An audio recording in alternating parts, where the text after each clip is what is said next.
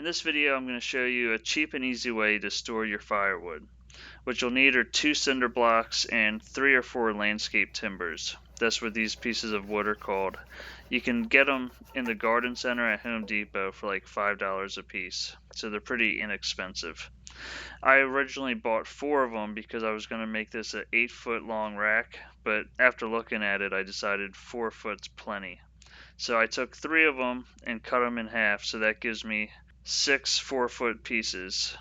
And I put 2 of them across the tops of the cinder blocks, and then the other 4 served as the uprights.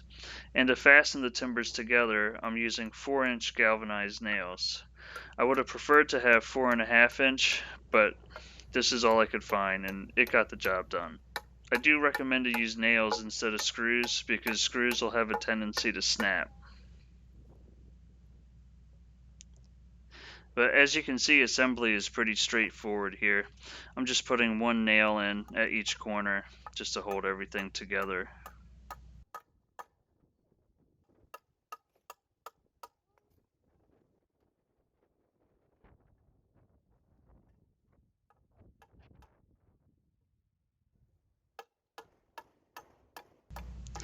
Now with all 4 corners assembled, I can lift this out and turn it around the right way. And the way you want it oriented is that the timber that spans across the cinder blocks should be on the outside, and the upright should be on the inside.